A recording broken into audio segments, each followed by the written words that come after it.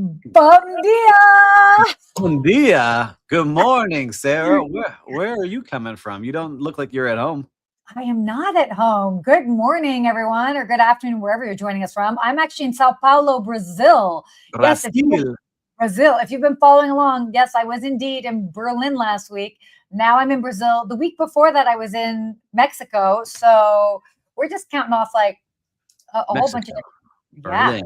Brazil. Look at you, Sarah, world traveler. You're taking a break. I feel like you weren't traveling and now bopping across the globe like Sarah does. We're back at it. So what's going on in Brazil? What are you doing in Brazil?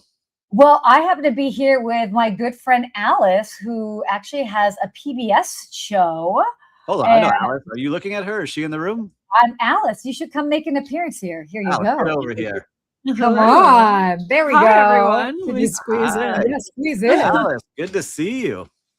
Good to see you guys. Yeah. So what is the trip that you guys are doing? What's happening over there, Alice? Fill us in on what's going on today. We are here filming an episode for my TV show all about conservation, the region of Iguazu. So we're going to be filming here in Brazil, but also getting to go to Paraguay and Argentina, going to a bunch of national parks. And today we interviewed one of the guys from Ankara Safari, who's actually helping reestablish the population of jaguars here. Yeah. Oh my gosh. So, did you see any jaguars or you just interviewed them? Not yet, but hopefully this week. Hopefully this week. Exactly. So talk about being out here in the field, in the real deal. So if Alice, somebody wants to follow along or connect with you, what's the best way they do that? Where are they following along? Yeah, they can go to YouTube and look me up, Alice Ford, or they can find me on PBS on the app or on a lot of the local stations. My show is called Alice's Adventures on Earth. So cool. I got to get some merch now, Alice. I got to start prepping. All right, back to your show. Yay! Oh my gosh. So this is what's happening out here in the streets of hospitality. We're taking over Brazil. We're going out into nature. I mean, it's very cool. It's very cool. All right, now I feel a little jealous and I'm feeling some FOMO. Viewers, listeners, I need a travel partner now. Who's coming with me? Let's go. Who has you can join us. I need to. That would be so much fun. Oh my gosh. Oh man. All right. So you're doing all those fun things. You know, it's a lot going on. Listen, I'm here building Bahia. Our tropical landscape resort is in full swing now. We signed demolition papers, knocking down all the structures, signing all these deals for all the things to get built now. And doing the little fun things, which I love, by the way. If you're a vendor, I'm looking for really unique things that are sustainable, compostable, has a sustainability story. Let me know. I'm getting so many cool products to test out and try out. We really want to make this a really special place. And it comes down to working with the great vendors that are passionate about stuff. So always love it. Always love seeing all you out there. So that's what I've been focusing on. I love it. Well, look, it's coming together and it's like, we all know it doesn't happen overnight. It's definitely, but it's so cool. It's so cool. Did it like brick by brick type thing, you know? Brick by brick. I think we found something cool. I posted today about a yoga mat. So watch it after. I know you do some yoga and Pilates and other things. Let me know if you like this mat. Okay. It's a big deal. It's going to be one of the things in the room that we sell as well. So every little thing we want to make sure is thought of. And I think this is a great, it's all about the details and you're getting to make those choices and those decisions with the details. So I love that. Yeah, it's a lot of fun. So I'll start traveling again, a couple of more weeks. I'll be out on a cruise and then going to Moab, Utah and a wedding in Savannah, Georgia. So a lot of different places coming up in the next 4 weeks. Okay, this is good. Well, I will be in Miami next month. So we'll have to make sure we'll have to get the gang back together. Let's do it. Yes. Well, I don't know. Should we hop into some topics? I'm sure you guys want to hear the news, what's going on in the world. Yeah, let's do it. Yeah. So this is interesting. Hilton has launched an AI travel planner. They've launched an AI-powered trip planner designed to help travelers discover destinations and plan their stays. Now, what's cool, you know, we've talked about this a lot with AI, obviously, this whole idea of like building in the trip planning into the conversation. So it's a conversational tool. It suggests itineraries, also hotels, based on sort of travelers' prompts, their interests. And again, we've seen this before, but really trying to capture travelers in the discovery phase of travel planning. So Yeah, it's interesting. I think it's the light version of what I think they will get to. I think they're testing it out because you get to the Hilton page and you type in, I'm going to Brazil in Sao Paulo looking for a place close to Iguazu Falls, and it serves you up some properties. Yeah. But it's not booking it for you yet. And it's getting hard to filter through, like, all right, how can I use my points best? How can I personalize this a little bit more? Just in the early tests of playing with it is where I think it needs some more work that way. Like, you have your profile, it reads your profile and serves up like, oh, you've been to these places. Here's what it would look like. That's where I think it's going to get to. But I like that hotels now, we talked about Marriott and their app trying to make the Bonvoy app where everyone starts their journey. Hilton, they're always lock and step. These two are really trying to figure out, how do we get people onto our platform and make it sticky. Because if not, they're going to be going to ChatGPT and Claude and Gemini still. Like, that's how I'm still starting my exploration of places. So it's going to be interesting to see what hotels are going to do. Just call me Miss Analog, because I just take a globe, spin it and go. And then they're like, oh, that's where we're going. Okay, perfect. Well, it sounds like your week has been like that. I know. You just keep it. You keep it fun. So it is what it is. But what's interesting, by the way, with what's going on with this is, like, AI is kind of this sort of turf war between. So we know that this is obviously the place where travelers are discovering and kind of putting together their sort of trip itineraries and ideas. Now you've got the hotel brands that are like, okay, can we capture the direct bookings? But also the OTAs very much being like, can travelers then basically book through the OTAs? So it's like a new space to play in. There's also talks that ChatGPT will not basically become a new platform to book in, but so it's trying to stay neutral, but it's going to be challenging. No, it's going to be interesting to see where hotels go. You're going to have it. And every hotel will have it at some point. It's going to be, how do you use it best? I think it has to go back to your profile. What do you like? What do you like best? Those are the ones that are really going to do a good job. And I know they're thinking of that in these hotels. But let's see where they continue to go. AI is taking over the world little by little. I know we have 2 stories on it today, and I think they kind of tie to each other. Yeah, absolutely. Making sure, by the way, let me know if my audio sounds funny. I'm kind of roughing it. You're fine. You're traveling. All right. We'll enhance it after. All right. Well, famous last words. Well, let's go ahead and get on here to our next topic. This is interesting. So hotel AI investments are set to deliver earnings. Earnings payoff this year. So it's interesting. So analysts basically for 2026 say that this might be the first year that hotel AI investments are actually translating into measurable earnings improvements.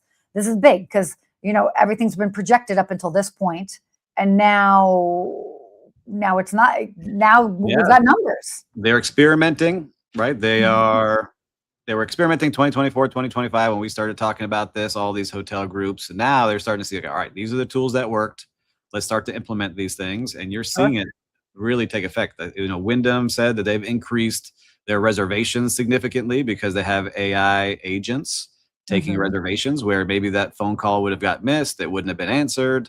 Now they have people answering those things. You have the sales teams, the group sales teams at, I think it was, which major brand it was, but have increased 20% their productivity using AI because they're now able to reach out and personalize proposals, get back to people faster in these big group settings. And so now you got group business that's starting to increase at these places, and you're making people way more, you're giving them more tools to be able to do things faster. So they're just becoming way more efficient in doing their jobs. But we are also starting to see some people getting laid off as well using these tools. So the payoff is now labor costs are going down. You're bringing in more money because you have people that are way more efficient. So it's interesting to see how this continues through the rest of the year, but it's starting to pay off all the investments they're doing. Oh, definitely. Well, I mean, I think if anything, it's going to be very clear what's working, what isn't, and it will businesses will be making direct decisions based off of this. I mean, they actually now have the numbers to back it up. Yeah, I just did an interview with the CEO of a tech company, and he was saying they're going all in on AI agents. So AI agents for the front of the house, back of the house, for revenue management. And one of the tools that I didn't even think about was in the world of hotels is that you have ads popping up that look like you're a hotel. So it may say like, the Fontainebleau Miami Beach, but it's really not the Fontainebleau Miami Beach. It's an ad for someone that has an OTA and they're trying to get that booking on there. And so these AI agents are going in, scanning that all day and reporting it to Google saying these ads are illegal. And so that's one way that they're doing it. So they're getting more direct bookings that way. So it's just things that you couldn't do as a human, scanning every single ad all day, every day. It's just interesting to see how this starts to take effect. But all these investments are paying off. Well, it's nice. Yeah. And again, it's going to continue to sort of skyrocket from here. I mean, obviously I was just at ITB last week. Oh, yeah. Very much. I mean, definitely, even though it was everything from destinations to airlines to you name it, but there was a lot of tech players there and big tech players. So it's the landscape is changing very, very rapidly. And then again, just with more of these numbers, I think it's just going to kind of like everything's going to just increase exponentially.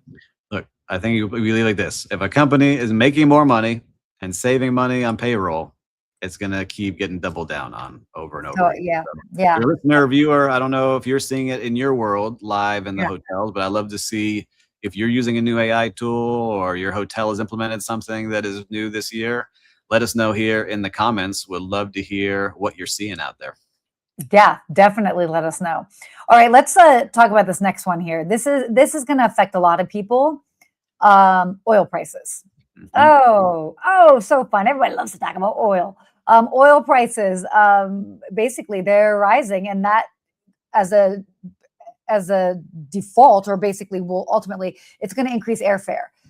So it's interesting because they did a study, and if it continues, it's basically now over $100 a barrel, I think is what it was saying yesterday. Let's see what it is today. Yeah, exactly. And that could add about $24 billion in jet fuel costs for U.S. airlines. So how does that translate to travelers? Well, airfares are going to go up about 10%. Now, what's interesting is that's the price today is not the price tomorrow. So the price today, like think about what is it going to be in November? People are generally not buying fares today to fly today. They're buying tickets today to fly in June, August, November. So there's a lot going on. I'm just looking here live on CNBC. So as we are doing live, this is called journalism we're doing here, listeners.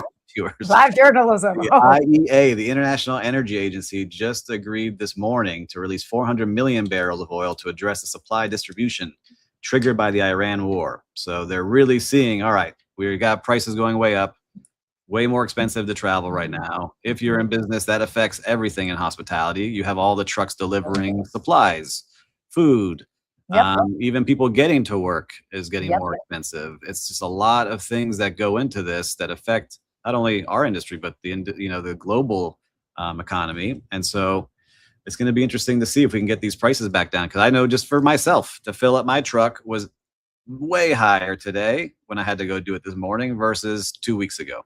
And so I can only imagine it for everybody else. And I have one truck. Imagine all the airlines, all the people that are doing this every day. I laugh, but it's true. The ultra wealthy feel it too. And their yachts, usually it costs $200,000 to fill up a yacht. I'm sure today it's $300,000 to $400,000, depending on the size. So for everybody, everyone's feeling that. So let's see how the government reacts to it. It looks like they realize that they're releasing more oil, and hoping that really helps, because stock market took a hit yesterday, and hopefully this is a short-term hit and we can get this under control. I'm just ready for some good news, huh? I know.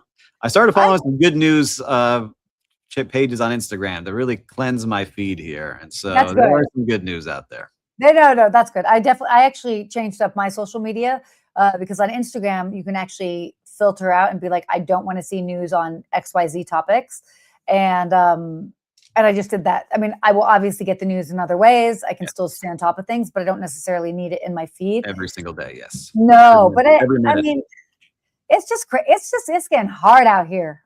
Yeah, it's hard on the streets. But for people watching live, I see a lot of you here live. How is it for you? Are you seeing it at your gas stations? I'm curious to see what you're seeing, because most of you all work in hospitality too. And it really does affect a lot of the people that are the housekeepers and the stewards. Sure. And, The servers and the bartender, even the manager, everybody is affected. How much is it for you in Miami? When I looked this morning, premium was at $4.50 a gallon. Oh my God. Coming from California, so Los Angeles, and those were glory days when it was that much. You're in the 5 and 6s. What are you at now? 8. Whoa. Yeah. Yeah. That's a big one. Yeah. It's like it's living in another country. It's crazy. So that's why you went to your Tesla. That's why yeah, that's definitely why. So good. All right. Get oil under control, government. Let's do this. Yeah, let's talk about more exciting things, huh? Speaking of the government just doing great things, the shutdown triggers TSA staffing shortages. Now, this is interesting because, you've got a lot of people saying long airport lines that whatever. You've been following me. I have not been at home. I've been out there in airports. But I have to say, so yes, I saw the TSA lines long. TSA PreCheck is still working. Global entry is not. The times that I've come in on global entry, both from Mexico as well as from Europe, took not even 2 minutes to get through. I used the mobile passport control app. I will use that coming back from here as well. But that's been pretty streamlined. I mean, people talking about long lines. Yes, there's long lines, but also, and I highly, suggest that people do this especially if you're traveling a lot.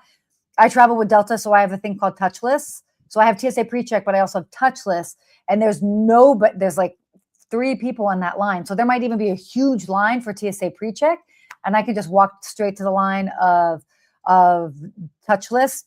They take a photo. Everybody's got a photo of me. I exist. Yes. It's fine. And then I go right through. So, obviously, I don't have touchless. How would someone like us? Let's do some teaching today. How would we get touchless?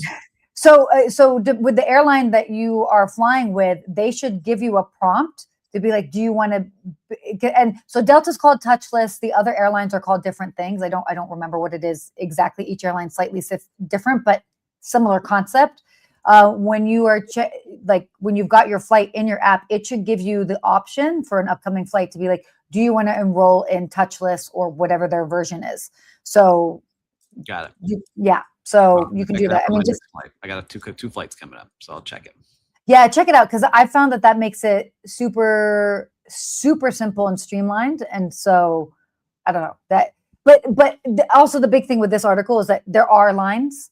The challenge is you don't know what you're going to get. So for example, Atlanta Airport, you might go and it's like, fine. And then the next day you might go and it could be the difference between a Tuesday and a Wednesday, like nothing crazy, not like a weekend or anything. And you can go the next day and things are crazy. They're like crazy backed up and it takes an hour to get through. So that's the part. When there's that. Use all the tools available to you. But we're getting some comments from our last story. Yeah. We put them on the screen already, but Jason said slight bump in Texas on gas. Always cheaper than most states as they pump a lot of gas there. Paul Manzi can't believe it. Up in Minnesota, they've never seen $8 gallons of gas. And Pierre Brown says gas is still pretty low where I am. Pierre, let us know where you're at. I'm curious to know where you're at today. So that's good to know. A lot going on here in our world. We flew through these stories, but we have our unhinged story of the week. Wow. You made me want to do a drum roll. Let's do it. I think a drum roll. Unhinged story of the week. Oh my gosh. This is good. All right. Oh, I love it. We got sound effects. We're so professional here. So this was interesting. An SAS flight from Stockholm to Málaga turned around mid-flight after passengers spotted, get this, a mouse on board. The plane reversed course and returned to Stockholm so the aircraft could be inspected. Rodents, by the way, in case you didn't know, are taken very seriously in aviation. Why? Because they can damage wiring or aircraft systems. Can you imagine? I can't. As you're just sitting there and you feel something on your toes wiggling, you look down and there's a mouse running around. Are you one of these that would be screaming, Sarah, or would you pick it up and say, what should I do with this mouse? Okay. No. I would not be screaming, but I would not be touching it. Like we don't need to scream about mouse, insects. We're fine. If they touch you, there might be a little bit of a jump and a scream, but no. Well, that's where we need the other side of this, where you need the snakes on the plane. No. That once in the Samuel L. Jackson movie. I will have to say, after reading the story, this makes me think so much more differently about it because I just had a cheese plate on a plane. So the mouse probably ended up on the plane. I was like, hey, I'm in heaven. I got cheese plates. I'm good. Mouse I'd be all right with. The one that would get me are definitely like spiders. Spiders get me. Spiders, really? bugs. Yeah, I don't like spiders. I'm okay with a lot of bugs. Spiders, for whatever reason. I think because my dad had me watch Arachnophobia when I was little, that movie back in the late 80s, early 90s, and now it's always in my head. Those things. You're going into the Amazon today where the tarantulas are at. Yeah, there's bugs, there's insects. I don't know. I'm fine, just so long as they don't touch me. That's all. Like, I mean, if they touch me, I might be like, okay, well, poop, just flick it off, you know? Yeah, we see Malik talking, saying gas is high in Middle East these days too. Wow. All right, Malik, thanks for reporting from the Middle East. It's good to see what's going on globally here with our audience. Oh, yeah, that's so low in Texas, Jason. Oh my God. I don't know when I've paid that little for gas. And they're pumping it there. So I like this, that we're getting a kind of a picture of what's going on around the world. And our Unhinged Story, no one beating each other up, no one smashing anything, just some little ratatouille mice roding around looking for food. And Ratatouille. But I did have to learn. Yeah, I didn't realize why it was such a big deal. You have to turn around. If they bite some of the wrong wires, that plane is going down. So they took it serious, guest safety serious, making sure they got back to where they had to come from. So then my question is, and I'm sure that's also their question, is like, where there's one, are there others? For sure. For sure. Yeah. Have you not seen Ratatouille where they are all hanging out in the roof? Oh my gosh. I love that we're referencing Ratatouille, by the way. That's funny. One of the best movies ever of cooking is Ratatouille. That's great. That's definitely one of the best hospitality movies out there. That's too crazy. All right. Why don't we go into our real-time recap here? What's happening on the streets of hospitality for you, sir? In the streets of hospitality. Well, I would tell you this. I had great dinner with my family at a restaurant called Earl's here in Miami this past weekend. Service on point. Manager came by, touched the table. Food runners smiling, everyone in a good mood, good music. Everything was just a good vibe overall. It's a new area in Miami called World Center where they have several restaurants set up. And then after, we did the old school, like analog bowling, right? We went to Lucky Strike bowling, did some bowling, played some arcade games where the kids, used the old claw machine and actually won, pulled something out. And you just feel good when you have that mix of good service, good quality entertainment where everyone's happy and really helping. Places are clean, no friction, everything easy to do. Those are the kind of days I look forward to. So good job to those two establishments, Earl's and Lucky Strike at World Center. Like the good old days. Like the good old days. Go get a meal, go get some bowling, have some good old analog fun. I love it. I love it. So I have to do a shout out to the team here at the Intercontinental Sao Paulo. This has been just a reminder just over the past couple of weeks and every time I just travel. So I walk in and, we kind of book this on the fly for a lot of different reasons. We're normally a little bit more planned out ahead of time, but we were booking on the fly. Walk in and I actually know the concierge here and she was fantastic. We arrived super early. They switched some things around. They got us a room. They have a club level, everything's been fantastic. And it was like this reminder of we've never been to Brazil before. This is very much new territory for us. We've got a lot of work going on behind the scenes as well as what we're doing here. We're not traveling it's not vacation. We're here on a mission and we have other missions that are still happening in the background. And so to be able to come someplace that, and just be welcomed and just have everything be so easy. So huge shout out to the team here. Everybody's been so wonderful. They sent us coconuts yesterday. We've had amazing fruit, that whole Brazilian flair. And Renata at the concierge desk, Lake Clédor, she's actually high up in Lake Clédor. So this was a wonderful treat to see her when I walked in through the doors. It's always like a family member in another country. And this did not disappoint. So it's been awesome. Yeah, shout out to Intercontinental Hotels, one of my favorite brands. Always solid everywhere I've stayed with them. Totally. Really the pillows are just so good. Well, it's great. We had a great show today. We covered a lot of things very quickly here today. I know. And for listeners, listen, if you found some good value in this show, make sure to share them with somebody else. If there's topics that you want to hear about, like today we cover a lot of AI, government, and travel, but if there's something you want to hear about, let us know in the comments. We could always dive deep into that topic as well for you. Love that. And of course, if you haven't followed your friend Alice, right, make sure to follow along and follow her and her PBS show and what's going on out there. Who knows? Maybe we'll see Sarah on the show over at Iguazu Falls today. Maybe we'll plant that seed. I love it. I love it. Good times. Well, until next week, everybody. Stay hospitable. Oh, gosh, Sarah, get on point here. It sounded right to me. All right. See you next week, everybody.